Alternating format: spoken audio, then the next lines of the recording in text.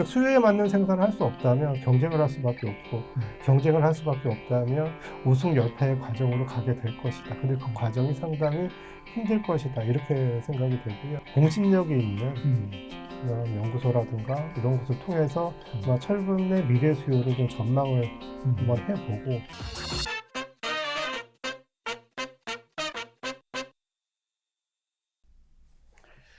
요즘 철근 시장이 매우 어렵습니다.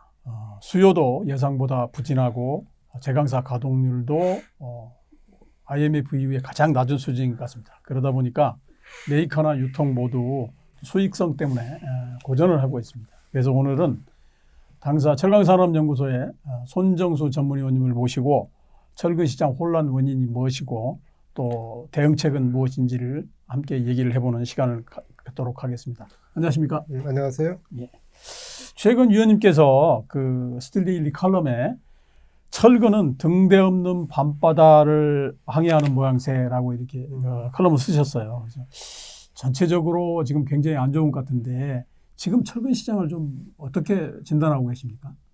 일단 아마 그 특정한 시기를 빼놓고는 체감 경기가 가장 좋지 않다라고 할 수 있겠고요. 그러니까 과거에 보면 지금처럼 안 좋은 때도 있었습니다. 가동률이 뭐 70%, 60%대까지 떨어진 적도 있었고 또 절반 정도가 부도가 났던 때도 있었는데 그렇죠. 예.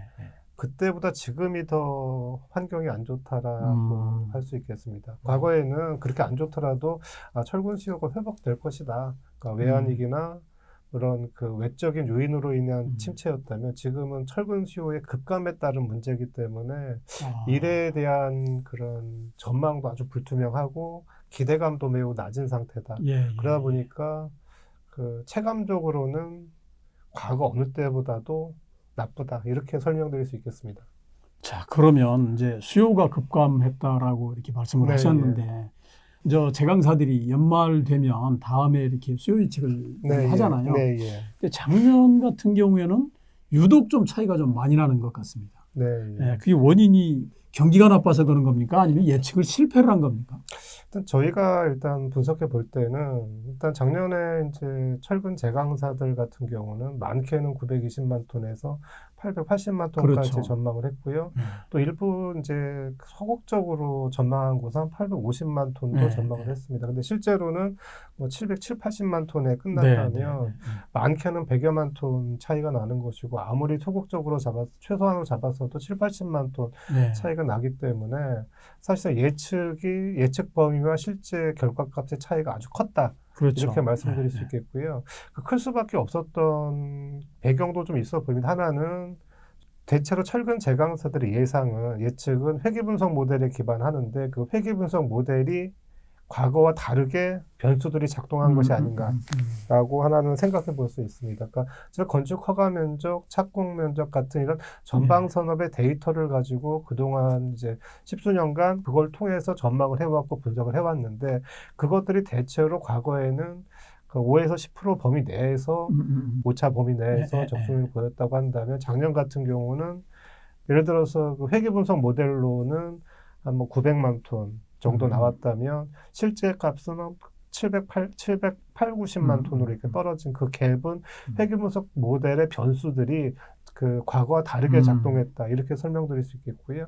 다른 하나는 이 회계 분석 모델을 보완하기 위해서 영업팀의 감이라든가 이런 걸 이제 적용하게 되는데 너무 많이 줄다 보니까 영업팀의 감보다도 더 수요가 적었다. 라고 볼 수 있겠고요. 사실 이렇게 천재지변에 가까운 감소다 보니까 감도 제대로 작동하지 않았다. 이렇게 설명드릴 수 있을 것 같습니다. 어쨌든 뭐 올드한 그 회귀 분석 모델을 갖다 사용을 했고 거기에다가 이제 또 뭐 저항 심리도 있었겠죠. 뭐 많이 팔려고 하는 그런 감도 있었었고.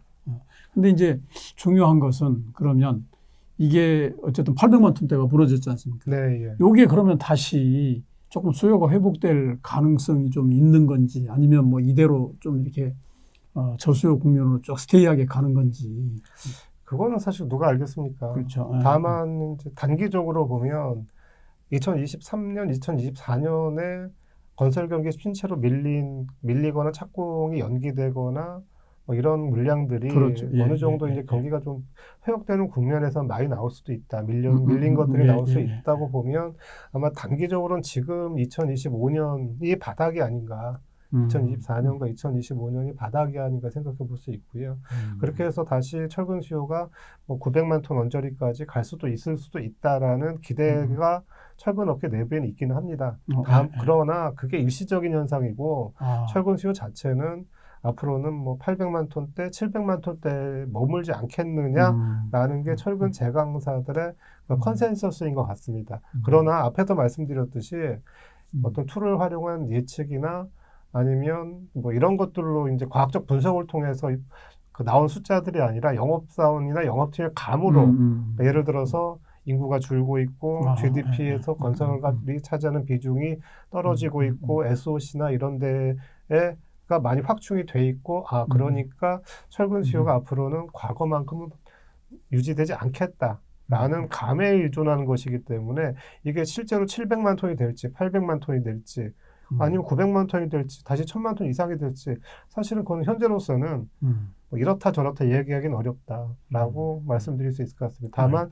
지금 업계의 컨센서스는 뭐 700에서 800만 톤 정도에서 안정되지 않겠느냐 뭐 이렇게 보는 것 같습니다. 네. 그래도 굉장히 단기간에 수요가 많이 좀 줄어드는 그런 상황인데 네, 예. 문제는 이제 이게 철근뿐만이 아니고 네. 스크랩 시장에도 좀 영향을 주지 않겠습니까? 아, 그렇죠. 네. 일단 뭐 철근 시장 자체가 철스크랩의 최대 소비 시장이기 때문에 철근의 생산량 감소는 철스크랩의 수요 둔화와 맥을 닿아 있는 것이고요.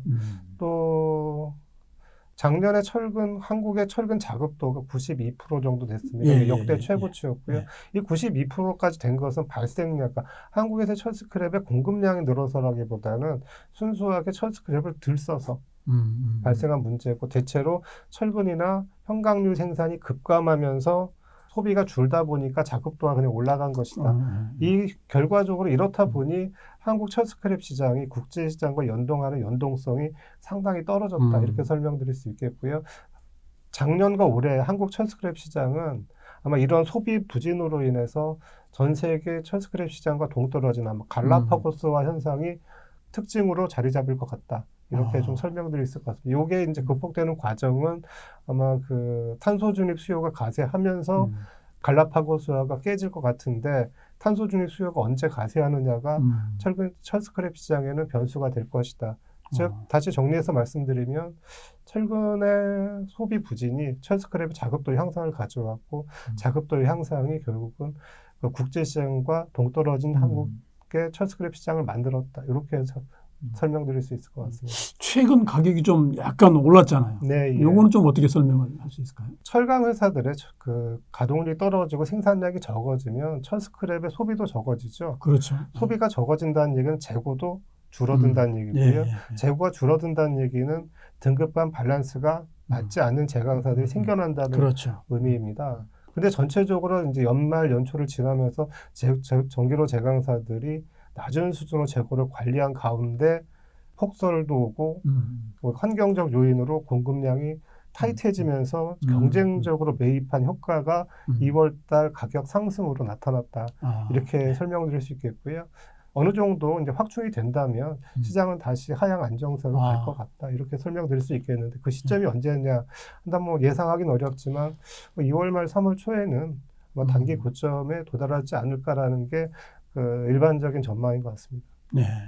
지금까지 이제 철근 시장에서 뭐 인구의 변화라든가 수요 구조의 변화라든가 또 뭐 정치적인 문제에 대해서 불확실성이 계속 이렇게 확대되고 있다고 이렇게 말씀을 하셨고 네, 예. 칼럼에서도 이럴 때일수록 업계의 어떤 공동 노력을 강조를 하셨는데 네, 예.